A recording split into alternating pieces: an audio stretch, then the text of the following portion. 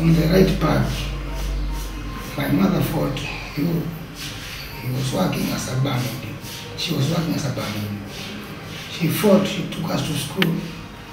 I finished from 4. She paid my driving license and she hooked me up to a garage. One day, a friend of mine came. We were schooling with him. He was on the potatoes. He came and told me his house has been locked by the landlord because of lack of payment. Please help me with sleep for 2-3 days. I find money to pay the house. 3 days became 1 week, became 1 month, because he's my friend, I couldn't chase him. And he was an addict. He's the one who introduced me to heroin. That time it was brown sugar. We chased it on a friend. Back in 97. Don't fall to peers. Don't fall to your peers. I started taking drugs at teenage, when I was a teenager. That is, in teenage I was 18 years. Later, I came to graduate. Without knowing, I graduated to hard drugs. That is, I was introduced to heroin and cocaine. So I took heroin and cocaine for a period of 23 to 24 years. Say heroin messed with my life because I don't know, between my teenage and me being where I am now, I cannot tell what happened in between there because I don't have history of it. The history I have about it is about drugs, only drugs, the way I used to take drugs, and to get money for drugs, you have to commit crime. So that's the thing I know in between teenage and was the rest of the picture. No employment, no nothing, and yeah. Okay, nilipatana na mabeshte wangu walikuwa wanatumia madrugs, but walikuwa wanachoma. Unajua walikuwa wanatumia hizo madrugs sana. Sasa mimi nikajipata nikazitumia sana na roster. Pia nikapata roster ashiki sana. Unajua ukitumia kitu sana lazima mwili izidi kuitisha mob, unaona? Sasa ikabaki nishaanza mashindano, nikakuta beshte mwingine alikuwa anatumia shindano. Nikamwambia anaweza, yani akaniambia kama anaweza change nikuwe na jidungo, unaona? Sasa hapo hivyo ndio nikaanza ya mashindano. When I get the salary, most of it went to the drugs. Because this drug, you are not satisfied. The more you get money, the more you take the drug. You're never satisfied. Nikafika mahali until I was unable to pay the rent too. My mom came to realize that I'm already an addict. He tried to fight for my life. She tried, She even took me to her parents in Mary. I stayed there for 3-4 years. I came while I was good without using drugs. At the moment I got to Nairobi, I felt that eagerness, that want. I told myself, one time won't pull me back. Just this one won't pull me back. This one time became 2 times until I was back to the drug. I even stopped chasing. I started injecting myself. It's so sweet, that sinus, so very sweet. I started injecting myself. I've injected myself for, this is the 4th year now. I remember there is a friend of mine who had his veins, all veins had collapsed, so he was injecting to his private part, to the vein in his private part.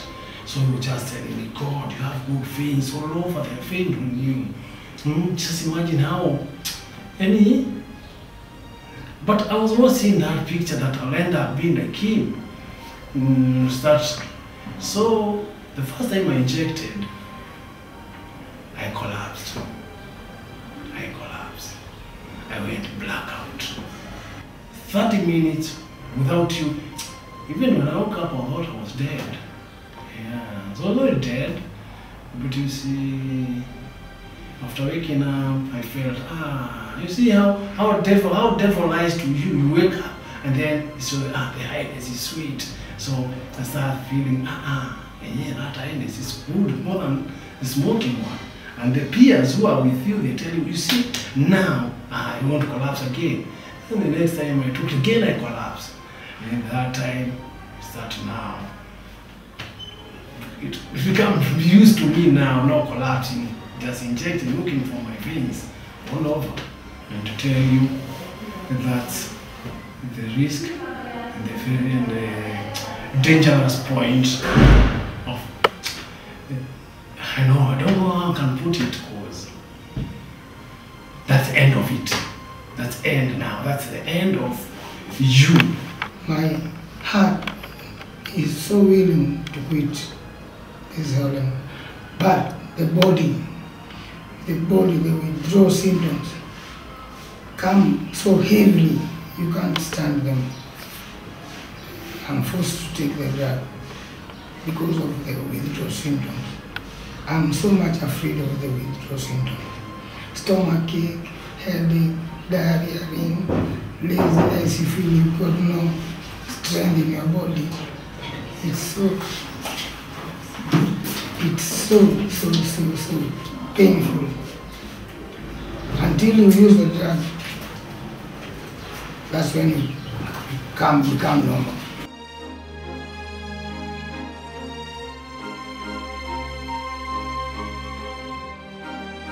People were sharing needles.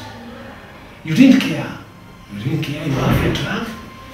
Provided you have drug, you go where other injecting drug users are, you start looking where somebody have hidden his needles, his needle. Then you get that needle without knowing the damage it can cause to you, without even caring.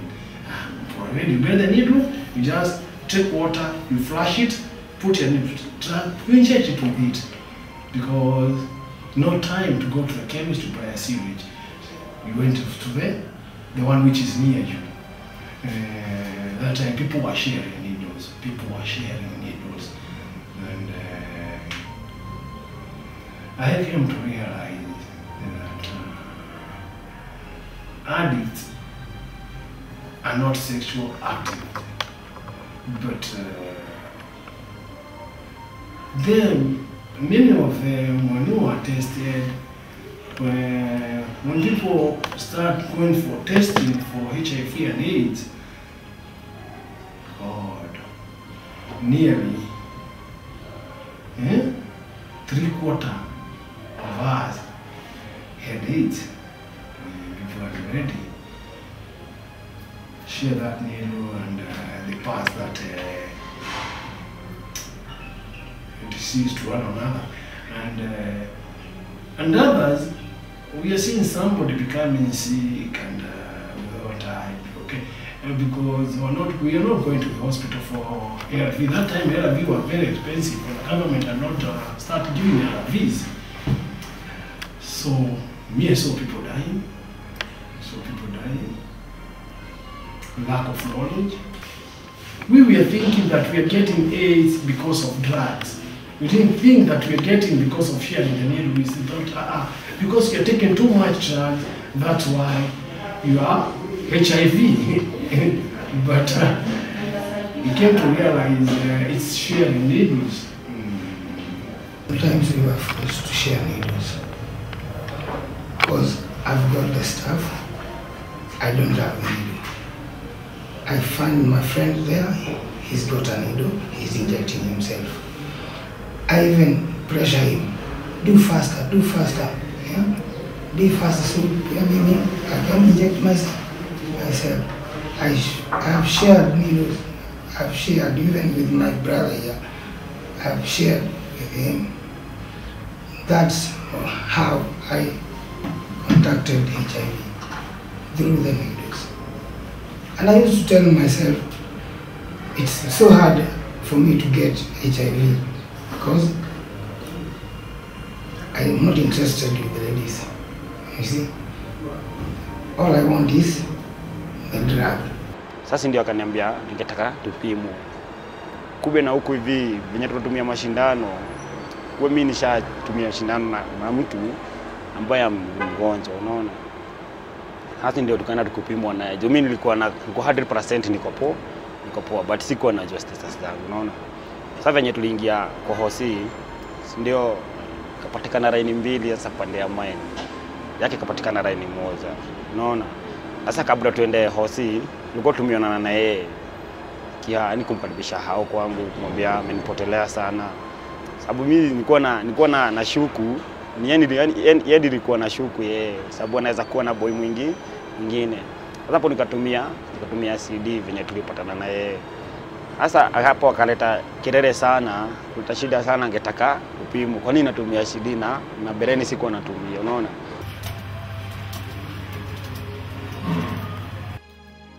But we have female injecting drug users, and basically what happens is that some of the people who use drugs are sex workers and work in various places in Nairobi, and these people have sex with men in the general public. That is me and you, people who are not using drugs. So what happens is that the HIV they've got through the sharing of needles is now passed on to the general public through sex work.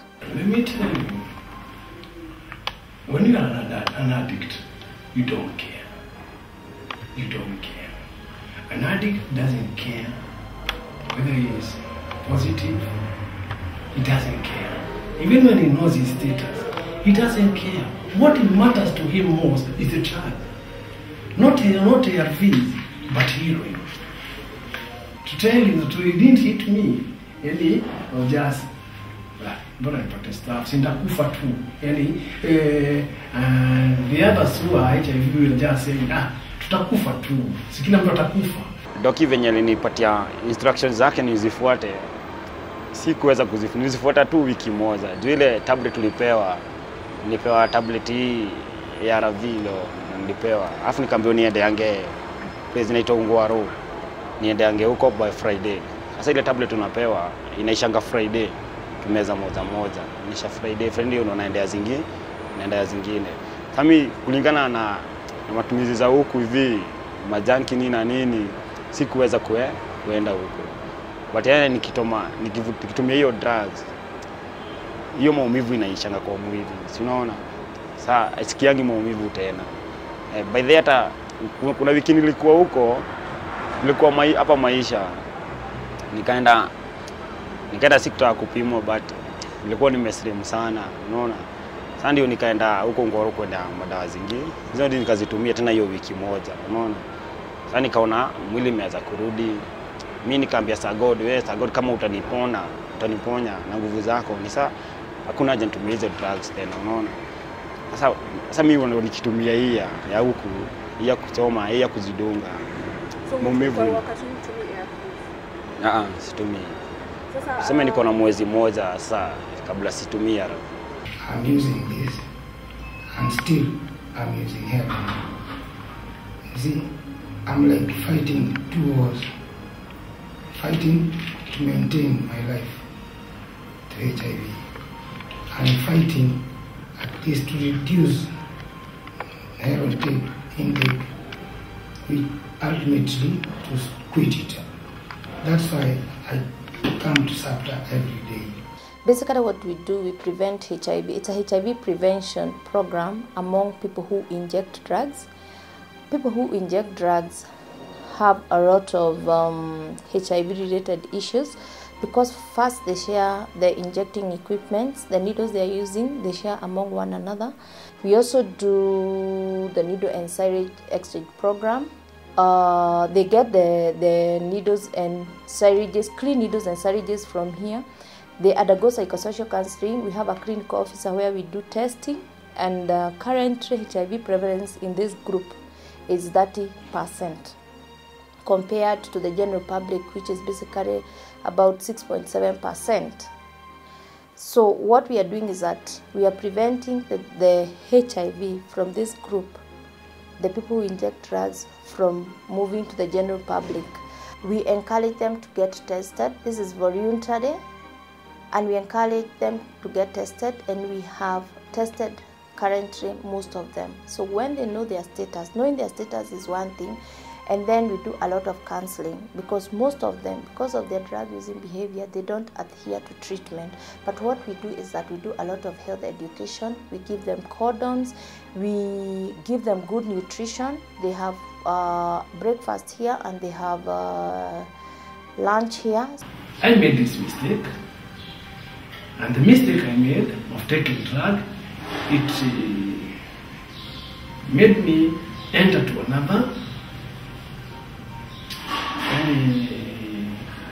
mistake. So it's just correcting the mistakes. It's correction come. The first mistake of taking drug, I've corrected it. Now this correction, it's being HIV and AIDS, HIV, it just, you do it. So the equation now is about, the way teacher was telling us, solve that equation. Now I'm solving that equation. I'm trying to solve it. And I've solved it. Ni kumeza dawa, kula mzuri, tia tizi, shone iskuma. Hata wewe huko, meza dawa, kula mzuri, tia tizi. Na uzungumzie mambo.